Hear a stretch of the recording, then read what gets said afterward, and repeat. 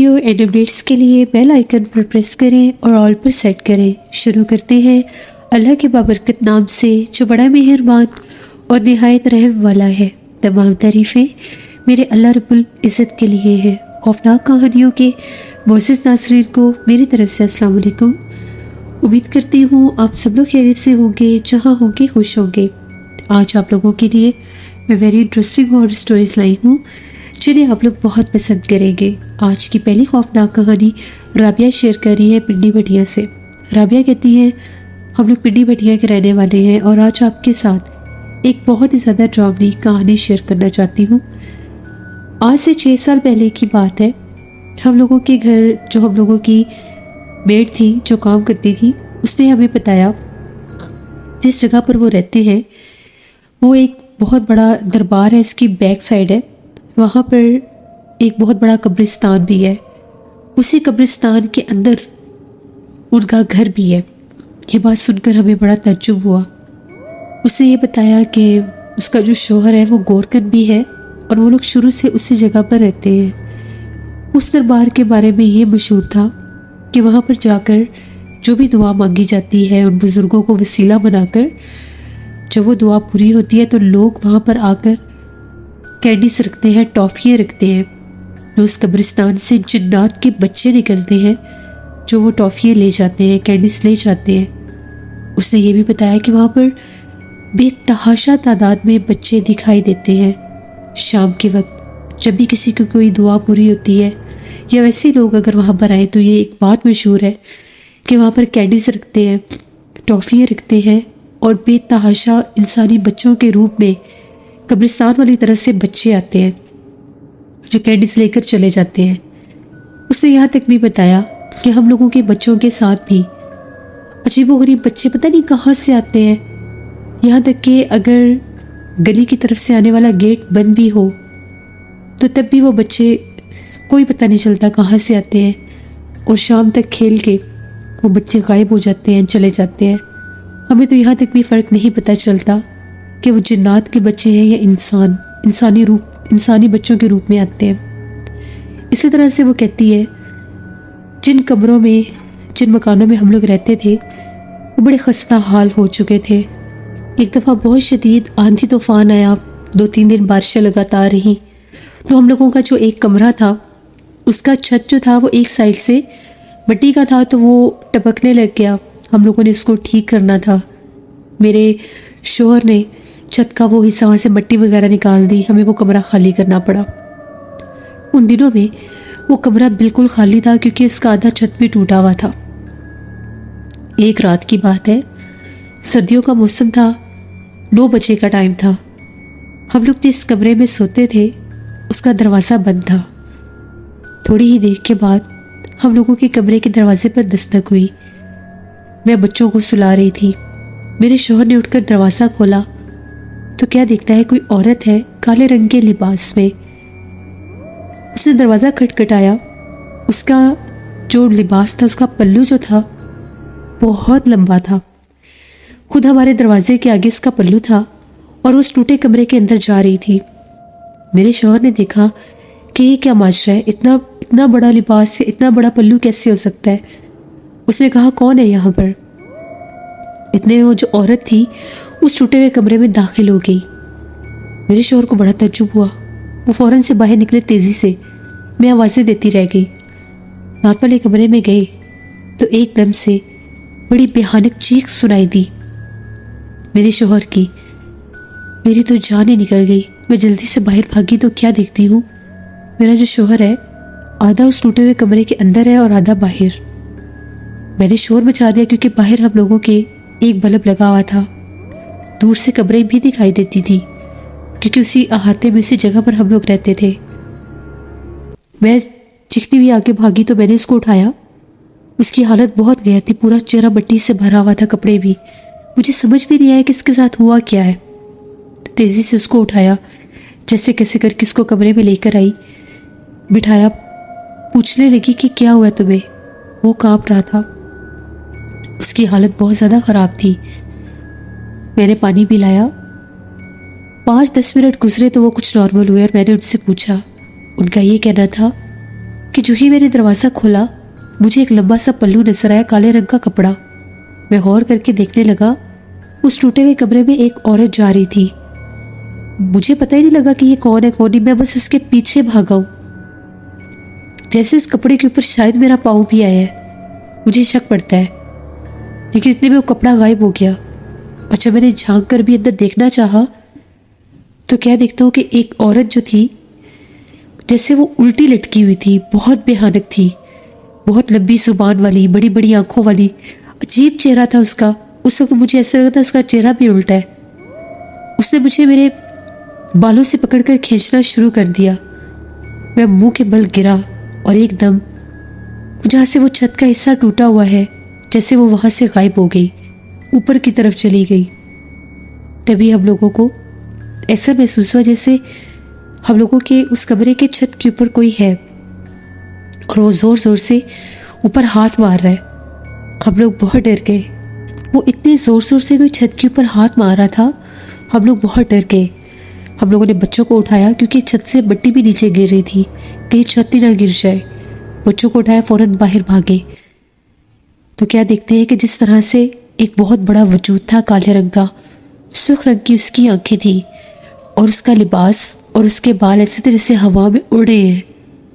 और हम लोगों ने उसको बाकायदा छत के ऊपर देखा। हम लोग खौफ के मारे बच्चों को उठाकर बाहर की तरफ भागे। दरबार से होते हुए हम लोग आगे गेट से बाहर निकल गए। वो जो दरबार है वो बाजार के अंदर ही है। अभी भी कुछ दुकानें खुली थी। हम लोगों की चीखों पुकार सुनकर लोग आ गए। हमने उन्हें सारी बात बताई तो उनका ये कहना था कि हो सकता है कि आप लोगों को कोई वहम हुआ हो, क्योंकि आज तक ऐसी कोई भी बात यहाँ से हमने नहीं सुनी। ये ज़रूर पता है कि वहाँ पर जिन्नात के बच्चे होते हैं, लेकिन ये इस तरह से कोई मखलूक, जब उन लोगों ने अंदर जाकर देखा तो वहाँ कुछ भी नहीं था। हम लोगों को समझाया। दोबारा हम लोग वहाँ पर आ गए। कुरान पाक हम लोगों ने अपने पास रख लिया, दूसरे कमरे में पड़ा था। टोटल 3 कमरे थे जिनमें से एक कमरा ख़राब था। कुरान पाक रखा तो कुछ सुकून महसूस हुआ हम लोगों को। अगले दिन हम लोगों के उधर दरबार पर एक बुजुर्ग आते थे, उनको बुलाया, उनको सारी बात बताई। वो टूटे हुए कमरे में गए। उनका ये कहना था कि यहाँ पर जिन्नात के बहुत से ख़ानदान रहते हैं और वो जो इंसानी बच्चों के रूप में आते हैं वो भी जिन्नात हैं। ये जिन्नात आज के यहाँ पर नहीं है। जब ये दरबार बना, ये जिन बुज़ुर्गों का है, ये उन्हीं के सारे मुरीद हैं, उन्हीं की ये यहाँ पर अकीदत में रहते हैं। लेकिन जिस मखलूक ने तुम लोगों के ऊपर हमला किया है वो कोई और मखलूक है, उसका ताल्लुक यहाँ से नहीं है। वो मखलूक कहीं बाहर से आई है, कोई गैर मरी मखलूक है, एक पिछल पैरी डाइन है जो यहाँ पर इस टूटे हुए कमरे में अपना बसेरा करना चाहती है। क्योंकि कहा यह जाता है कि जिन जगहों पर एक कमरा टूट जाए, बिलखुसूस उसके छत में कोई सुराख वगैरह हो जाए, तो बहुत से लोग कहते हैं कि वहाँ पर अक्सर चुड़ैल अपना बसेरा करने की कोशिश करती है। क्योंकि ये गैर मरी मखलूक़ात हवा में उड़ते हैं, महलूल रहते हैं, मौजूद रहते हैं। तो जब इनको कोई ऐसी जगह नज़र आती है जो अंधेरे में डूबी हुई हो, वीरान हो, खाली हो, तो ये वहाँ पर अपना बसेरा करने की कोशिश करते हैं। ऊपर से वो कमरे, वो मकान थे भी ऐसी जगह पर जहाँ पर कब्रिस्तान भी था, बहुत बड़ा वो कब्रिस्तान है, और हम लोग बिल्कुल उसके आखिर की साइड पर रहते थे। हम लोग बहुत डर गए। उन बुजुर्गों ने ये कहा कि इस कमरे को बंद कर दो, क्योंकि यहाँ पर अब वो 2 से 4 बार होकर जा चुकी है। वो इसीलिए तुम लोगों को खबरदार करने आई थी कि उस कमरे में मत आना, ना ही उस कमरे की छत को छेड़ना। बेहतर यही है कि उस कमरे को बंद कर दो। हम लोगों ने उस कमरे को बंद कर दिया और वहाँ पर एक ताला लगा दिया। उन बुजुर्गों ने उस ताले के ऊपर एक तावीज़ बांध दिया कि वो मखलूक बाहर ना आ सके। उसके बाद उस टूटे हुए कमरे से अक्सर आवाज़ें गूंजती थी रात के वक्त, किसी औरत के बोलने की, चिल्लाने की, जैसे वो अजीब आवाज़ें निकालती थी। बहुत डर लगता था। यहाँ तक कि एक दफ़ा मैं अकेली थी बिल्कुल, तो उस कमरे की तरफ से मुझे बिल्कुल जैसे कोई छोटे से बच्चा होता है उसके रोने की आवाज़ आ रही थी, अजीबो गरीब आवाज़ें। बहुत डर लगता था मुझे। फिर हम लोग वहाँ पर रह नहीं सके। हम लोगों ने 1 साल के बाद मैंने अपने शोहर से ये कहा कि मैं काम कर लूँगी सब लोगों के घरों में, हम मेहनत कर लेंगे, लेकिन मैं यहाँ पर नहीं रह सकती। मुझे बाकायदा एक औरत की परछाई दिखाई देती थी। वो तो उस कमरे में कैद थी, इसके बावजूद मुझे ऐसा लगता था जैसे उस कमरे के बाहर, उस कमरे के कोने के ऊपर कोई खड़ा होता है। 3 से 4 बार मैंने वहां पर किसी को खड़े हुए भी देखा, काले रंग के लिबास में, बहुत लंबा कद होता था। एक दफ़ा तो उसका कद छत के ऊपर से भी ऊपर जा रहा था। उसने हमें तो दोबारा तंग नहीं किया, ना हमारे कमरों की तरफ वो मखलूक आई, लेकिन वो मुझे एक परछाई दिखाई देने लग गई। मैं बहुत डरने लग गई, बच्चे भी बीमार रहने लगे। फिर हम लोग बच्चों को लेकर वहाँ से निकल गए। अब हम लोग एक और जगह पर रहते हैं, उन्हीं कमरों में। उस जगह पर एक और गोरकन था, वो चला गया। नैना शोहर भी अक्सर जाता है वहाँ पर, उसको अभी भी बुलाते हैं वहाँ पर, जो पुराने लोग जानने वाले हैं वो अभी भी जाता है। लेकिन वो ये कहता है कि मुझे उस कमरे को देखकर आज भी बहुत डर लगता है। वो दरबार आज भी वहाँ पर मौजूद है, आज भी लोग वहाँ पर जाते हैं, क्योंकि वो जो बच्चों के रूप में जिन्नात आते हैं वो किसी को नुकसान नहीं देते। वो सिर्फ कैंडीज लेते हैं, टॉफ़ियाँ लेते हैं और वहाँ से वो चले जाते हैं। जब भी कोई वहाँ पर जाकर कैंडीज रख के आता है, वो बच्चे एकदम से नमूदार हो जाते हैं। शाम असर के बाद वो बच्चे दिखाई देते हैं। और कभी कभी अगर वहाँ पर कोई उर्स लगता है, उन बुज़ुर्गों का सालाना उर्स जो होता है, तो वहाँ पर बेतहाशा बच्चे होते हैं। इतने बच्चे होते हैं कि ऐसा लगता है कि जैसे वो पूरी जगह भरी हुई है। तो ये हम लोगों की एक कहानी थी जो मैंने आपके साथ शेयर की। जो लोग भी पिंडी पटिया से बिलोंग करते हैं वो उस जगह के बारे में भी जानते होंगे और उनको उस जगह का पता होगा। एक स्टोरी थी जो मैंने आपके साथ शेयर की। बहुत शुक्रिया राबिया आपका। वैसे ये बात ठीक है, हम लोगों ने भी उस जगह को विज़िट किया। एक दफ़ा हम लोग भी वहाँ पर गए थे, आज से 8-9 साल पहले गए थे मेरे ख्याल से। हम लोग वहाँ पर गए थे आज से 5 साल पहले। तो हम लोगों ने भी उस जगह को विज़िट किया था, देखा था, और हमने भी सेम यही बात ही सुनी थी कि वहाँ पर बच्चे होते हैं जिन्नात के इंसानी रूप में आते हैं। बल्कि हम लोग तो वहाँ पर काफ़ी ज़्यादा कैंडीज़ लेकर भी गए थे। हम लोगों ने 3-4 बॉक्स लिए थे कैंडीज़ के। कुछ हम लोगों ने जाकर जहाँ पर वो दरबार की दीवार थी उसके सराउंडिंग में कुछ दीवारें थी, वहाँ पर रखी थी, और कुछ हम लोगों ने वहाँ पर बांट दी थी। अभी हम लोग कैंडीज़ बांट ही रहे थे तो कब्रिस्तान वाली साइड से हम लोगों ने काफ़ी बच्चों को आते देखा। जब हम लोग पहुँचे थे दोपहर का टाइम था, असर अभी होने वाली थी। उस वक्त वहाँ पर कोई बच्चा नहीं था और वेदर भी गर्मियों का था। एकदम से जब हम लोगों ने कैंडीज़ देना शुरू की तो बहुत से बच्चे वहाँ पर आए, ये हमने खुद भी देखा है। फिर हम लोगों ने दीवारों पर कैंडीज़ रखी थी। जब हम लोग दरबार को विज़िट कर कर बाहर निकले तो वहाँ पर वो कैंडीज़ नहीं थी। एकदम से इतनी ऊंची दीवार पर रखी हुई कैंडीज़ भी गायब हो गई थी। तो उस जगह को हमने भी विज़िट किया है जहाँ की ये स्टोरी मेरे लिस्टर ने शेयर की। ये थी आज की एक हॉरर स्टोरी, खौफनाक कहानी। अपना फीडबैक मुझे ज़रूर दें, आप लोगों को कैसी लगी।